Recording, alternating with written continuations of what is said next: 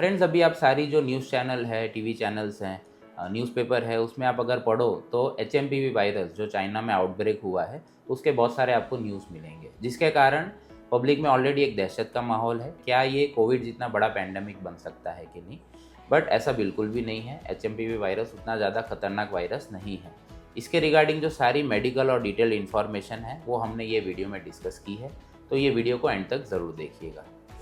Gastro गुरु के साथ बढ़ाएं अपने पाचन स्वास्थ्य का अनुभव, जहां विज्ञान और वास्तविक ज्ञान मिलते हैं।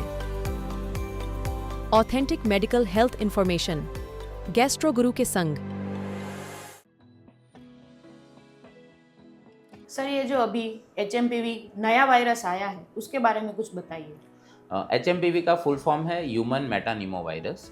ये कोई नया वायरस नहीं है, ये ऑलमोस्ट 23 साल पुराना है। फर्स्ट केस इसका 2001 नेदरलैंड्स में इसमें फर्स्ट केस देखा गया था।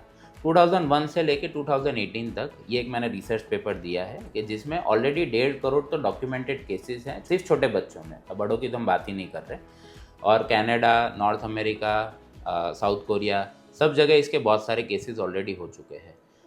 जेनेटिक स्टडीज़ ये बताता है कि ये वायरस ऑलमोस्ट 60 साल पुराना है और बच्चों में जो निमोनिया और जो सर्दी खांसी के केसेस होते हैं उसमें ऑलमोस्ट 15% केसेस में HMPV वायरस की वजह से होते हैं। सर, अगर ये नया वायरस नहीं है तो अभी इसकी हाइप इतनी मीडिया में क्यों है? जब कोविड का वेव आया तो दुनिया ने देखा कि भाई ऐसे वायरस दुनिया में हाहाकार मचा सकते हैं, तो जिसके कारण ऑलरेडी पब्लिक में एक डर बैठा हुआ है कि अगर वापस ऐसा कुछ वायरस आया, लॉकडाउन हुआ, सब अपना जो बिजनेस है, पढ़ाई लिखाई है, सब कुछ गड़बड़ हो जाएगा। तो इसके कारण जब भी कोई आम जनता ये नए वायरस के बारे में सुनती है तो उसमें सोशल मीडिया में और टीवी चैनल्स में इसका इतना हाइप बना देते हैं कि सब लोग डर जाते हैं।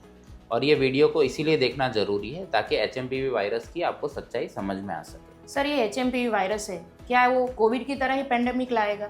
HMPV वायरस कोविड जितना खतरनाक वायरस नहीं है, क्योंकि इसमें एंटीजन शिफ्ट और ड्रिफ्ट वो बहुत कम होता है। एंटीजन शिफ्ट और ड्रिफ्ट में जब वायरस चेंज होता है तो उसको हम लोग म्यूटेशन बोलते हैं।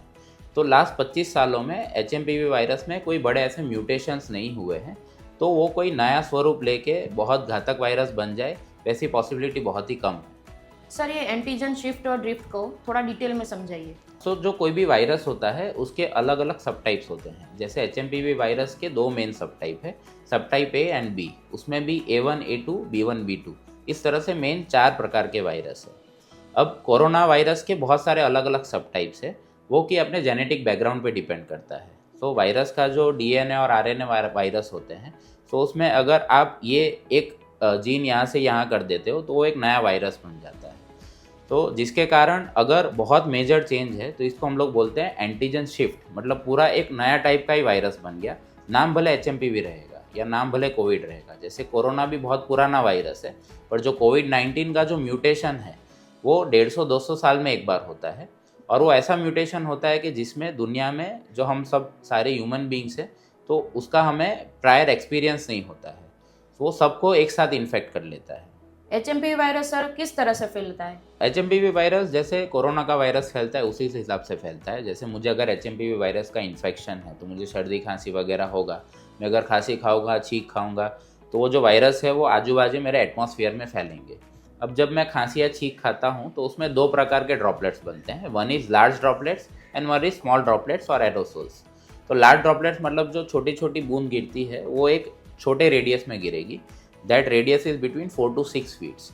बट जबकि कोविड का जो था उसका एक बड़ा रेडियस बनता था। तो अगर मुझे HMPV वायरस है, मैं अगर रूम में यहाँ पे खांसता हूँ तो मेरे 6 फीट के आजू बाजू जो भी लोग हैं उनको इन्फेक्शन का चांसेस रहते हैं, जिसको हम लोग बोलते हैं virus attack rate, which is around 33% for HMPV virus.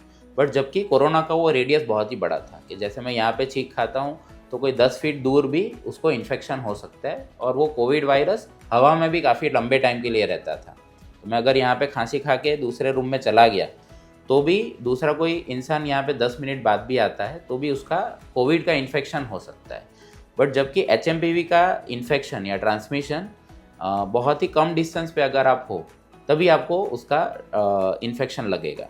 HMPV virus के कुछ सिम्टम्स बताइए। HMPV वायरस के मेनली 3 सिम्टम्स होते हैं। एक जो गले तक सीमित हो, जिसको हम लोग URTI सिम्टम बोलते हैं, मतलब अपर रेस्पिरेटरी ट्रैक्ट। उसमें अपने को सर्दी, खांसी, जुकाम, नाक बहना, इस तरह के सिम्टम्स आते हैं।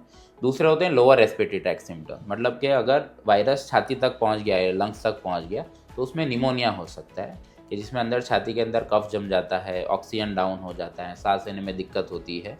इसको हम बोलते हैं LRTI सिम्टम्स। और कुछ सिम्टम्स होते हैं सिस्टमिक सिम्टम्स कि जैसे वो HMPV वायरस ब्लड में आके ब्रेन तक चला गया तो उसमें एनकेफेलाइटिस हो सकता है, मतलब मिर्गी के दौरे पड़ सकते हैं, पेशेंट कोमा में जा सकता है। फॉर्चुनेटली जो लंग्स तक या शरीर में दूसरे पार्ट तक पहुंचने की HMPV की क्षमता काफ़ी कम होती है।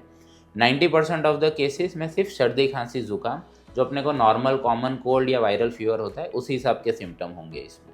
सर ये जो HMPV वायरस है वो किस एज ग्रुप को अफेक्ट करते हैं? HMPV virus commonly 2 age group को अफेक्ट करते हैं। 5 साल से छोटे बच्चे हैं उनको HMPV वायरस होने का चांसेस ज़्यादा है, और दूसरे होते हैं कि जिनकी एज 60 या 65 से ऊपर है। दूसरा एक स्पेशल एज ग्रुप है कि जिसमें किसी को लीवर का प्रॉब्लम हो, किसी को किडनी में डायलिसिस चल रहा हो, या फिर जिनको कैंसर पीड़ित पेशेंट है, या फिर जिनकी इम्यूनिटी कम है, या फिर जिनको लंग का कोई स्पेशल केस है, जैसे अस्थमा के पेशेंट है, COPD के पेशेंट है, जो मतलब जिनको दमे की बीमारी है, उनको ये वायरस इजीली इफेक्ट कर सकता है। तो ये एज ग्रुप को, छोटे बच्चों को, 65 से ज़्यादा मतलब जो बूढ़े लोग हैं उनको, और जिनको लंग्स का या किडनी का या लीवर का मेजर प्रॉब्लम हो या कैंसर वाले पेशेंट है, तो इनको थोड़ा प्रिकॉशन ज़्यादा रखनी चाहिए। ये जो HMPV वायरस है उसका निदान कैसे होता है? इसका जो डायग्नोसिस है वो RT-PCR टेस्ट की वजह से होता है। नॉर्मल आप अगर लक्षण देखो तो वही सर्दी खांसी वाले लक्षण हैं, तो जब हम वो RT-PCR टेस्ट नाक से लेते हैं तो उसमें वो वायरस अपने को दिख जाता है कि भाई ये वायरस है।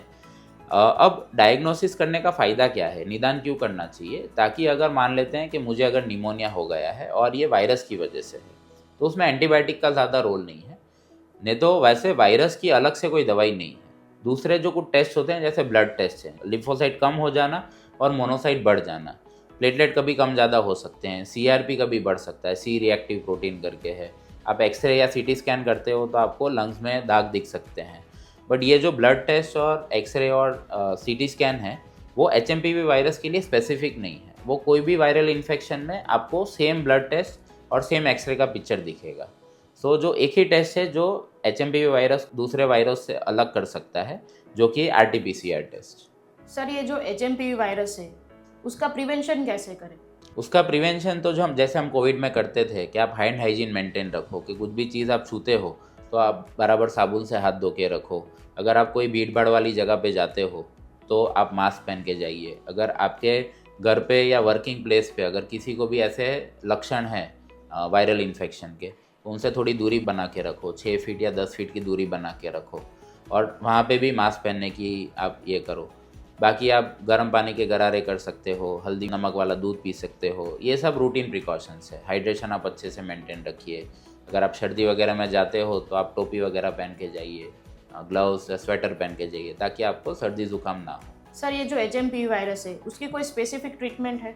HMPV वायरस की अलग से कोई दवाई नहीं है। जैसे हम लोग कोविड में रेमडेसिविर देते थे, वैसे HMPV वायरस की अलग से कोई दवाई नहीं है। एक रिबावेरिन करके मेडिसिन है, बट उसके भी कोई ऐसे अच्छे डेटा नहीं है कि ये HMPV वायरस में काम करता है या नहीं करता है। दूसरा ये है कि HMPV वायरस अपने आप आने वाले 5-10 दिन में अगर मुझे इन्फेक्शन हुआ है तो वो अपने आप बॉडी की इम्यूनिटी उसको क्लियर कर देती है। तब तक बॉडी को सिर्फ मेंटेन करना होता है।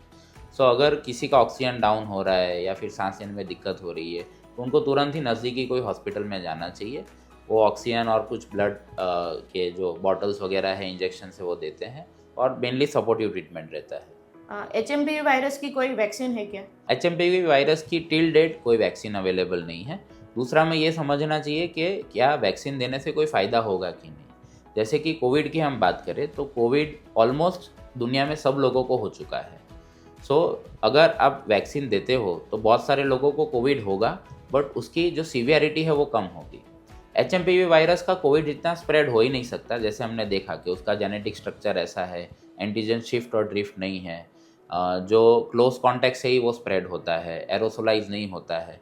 सो अगर HMPV वायरस की स्प्रेड होने के चांसेस कम हैं तो दुनिया में सब लोगों को वैक्सीन देना वैसे लॉजिकल भी नहीं है। सर अभी तक इंडिया में इसके कितने केसेस हैं? अभी तक इंडिया में अराउंड 8 से 9 केसेस है। 1-2 महाराष्ट्र में है, फिर बेंगलोर में है, अहमदाबाद में है, और ये बहुत कम केसेस हैं। उसमें से बहुत सारे केसेस की कोई ट्रैवल की हिस्ट्री भी नहीं है। मतलब ऐसा नहीं है कि कोई चाइना में घूम के आया है और फिर उनको वायरस हुआ है। ये एक बहुत ही कॉमन वायरस है। हमें इंडिया में हर साल जैसे मुझे 1-2 बार सर्दी खांसी होती है, बट अगर वायरल होता है तो हम उसका कोई टेस्ट नहीं करते, इसलिए वो समझ नहीं आता कि भाई मुझे एचएमपी की वायरस का पहले इन्फेक्शन हो चुका है या नहीं हो चुका है। ये तो अभी मीडिया में इतना हाइप बनाया हुआ है, इससे जो केस रिपोर्ट होते हैं तो सब लोग डर जाते हैं, अरे अहमदाबाद में केस आ गया, मेरे घर के बाजू में केस आ गया। पर इसमें फ्रेंड्स बिल्कुल भी डरने वाली बात नहीं है। फ्रेंड्स, होप कि आपको ये वीडियो पसंद आया हो, आपको इन्फॉर्मेशन अच्छी लगी हो। ऐसे ही इंपॉर्टेंट वीडियोस के लिए आप मेरे चैनल को फॉलो करते रहिए।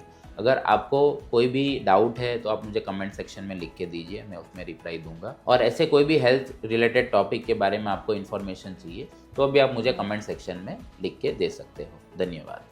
नमस्कार। गैस्ट्रो गुरु के साथ बढ़ाएं अपने पाचन स्वास्थ्य का अनुभव, जहां विज्ञान और वास्तविक ज्ञान मिलते हैं। Authentic medical health information, gastro गुरु के संग।